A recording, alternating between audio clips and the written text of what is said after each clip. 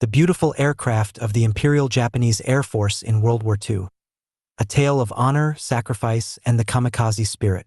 As the engines of the sleek, silver-bodied Mitsubishi Zero roared to life, the young pilot gazed upon the rising sun insignia painted on the wings, a symbol of Japan's imperial might.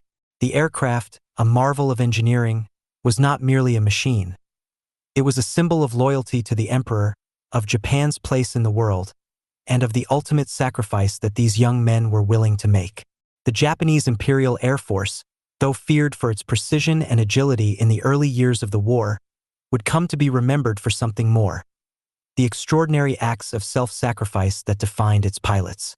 The honor of the kamikaze. For many pilots, the idea of dying for the emperor was not just a duty. It was an honor deeply ingrained in their upbringing. The teachings of Bushido, the samurai code of honor, demanded loyalty, courage, and the willingness to die for one's lord. The emperor, seen as a living god, was their ultimate lord. To give one's life in service to him was the highest act of devotion. In the final years of the war, as Japan faced overwhelming odds against the Allies, the kamikaze, divine wind squadrons were formed.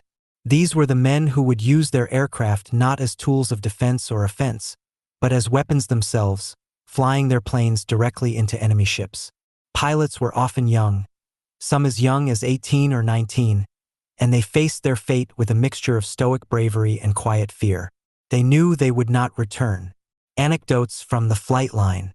"Mother, I will be with you in the next life," wrote one pilot, Hiroshi, in a final letter home. Hiroshi, like many others, had grown up with the idea that life was fleeting, but that the spirit lived on. As he prepared for his final mission, he prayed at a Shinto shrine and placed a lock of his hair into a small box, which would be sent back to his family after his death. The aircraft, a Nakajima Ki-43 Oscar, stood gleaming in the morning sun. Hiroshi, though stoic, felt the weight of his own mortality. He remembered the cherry blossoms that bloomed back home every spring, a symbol of the beauty and fragility of life. As he climbed into the cockpit, he whispered a prayer to his ancestors and to the emperor.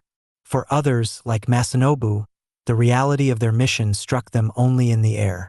"I didn't want to die," Masanobu would later write in his journal, which miraculously survived the war. "But we were taught that to die in service of the emperor was to achieve eternal glory. I saw the faces of my comrades, and I wondered if they, too, were as afraid as I was." One pilot, Takashi, wrote down his thoughts before taking off on a mission from Kyushu. "I will never see my family again. My younger brother will never see me return. But I will meet them in the afterlife, after I have served the emperor.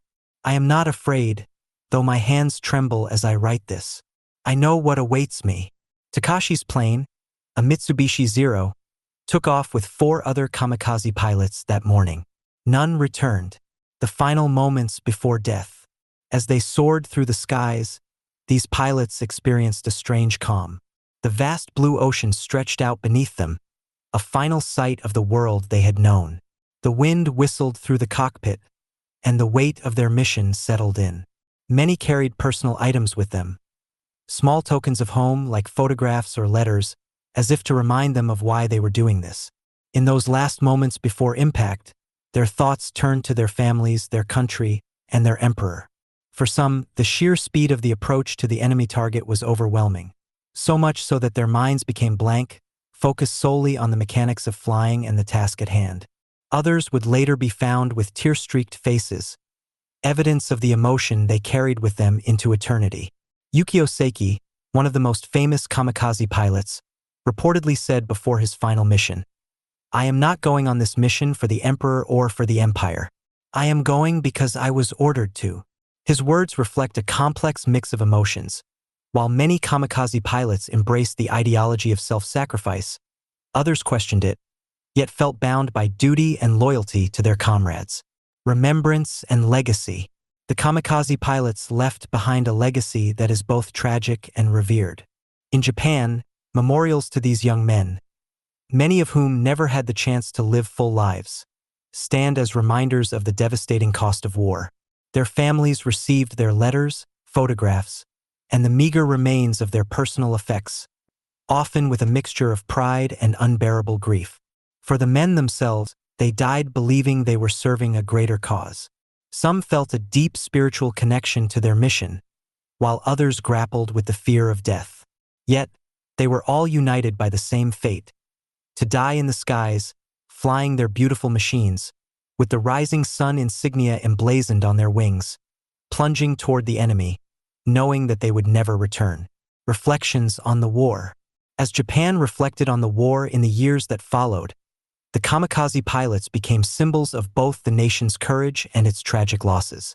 The Mitsubishi Zero, once feared for its dogfighting prowess, became synonymous with these final, desperate acts of sacrifice. The sleek lines and elegant design of the aircraft belied the grim fate of its pilots. For those who survived the war, the memories of their fallen comrades weighed heavily on their hearts. Many expressed sorrow that the war had taken so many bright young lives, and as Japan rebuilt itself from the ashes, there was a collective vow never to repeat the horrors of the past. The aircraft of the Imperial Japanese Air Force will forever be remembered not just for their beauty and technical prowess, but for the stories of the men who flew them, the sacrifices they made, and the thoughts they carried with them into death. The creator of Polly Speaks For You has always been driven by a passion for giving a voice to those who need it most. Whether it's through text-to-speech technology or voice recognition, the goal has always been to create tools that help individuals, especially those with disabilities or learning challenges, communicate and interact with the world in a way that is meaningful and empowering. The stories shared, such as those about the sailors aboard the HMS Victory, are not just about reliving history, they are about the power of voice. Through Polly Speaks For You, the creator saw an opportunity to use storytelling as a medium to convey courage, strength, and resilience, much like the sailors of the past. These stories are intended to inspire and engage users, reminding them of the importance of their voices, both literally and metaphorically. The idea behind these stories is to showcase how technology, particularly speech technology, can be a tool for preserving history, while also empowering users with the capability to share their own narratives. By blending history with technology, the creator of Polly Speaks For You aims to demonstrate how powerful a voice can be in shaping and sharing our world, past and present. In a sense, these stories represent more than just entertainment. They are a way for the creator to give a voice to history, to connect with users in a deeply human way, and to remind them that their voices matter, whether they are telling their own stories or those of others. The creator's work in developing Polly Speaks For You was never just about making a functional tool. It was about making sure that every voice had the power to be heard. If you've enjoyed this video, please remember to hit the like, share, and subscribe buttons to stay updated with more great content. This video highlights the powerful features of Polly Speaks For You, South Africa's leading accessibility software. To learn more, visit www.polyspeaks4u.co.za. We invite you to support this meaningful dyslexic initiative, developed by someone who truly understands the challenges of dyslexia. Want to help us grow? Hit that subscribe button and support our journey. Thank you for watching.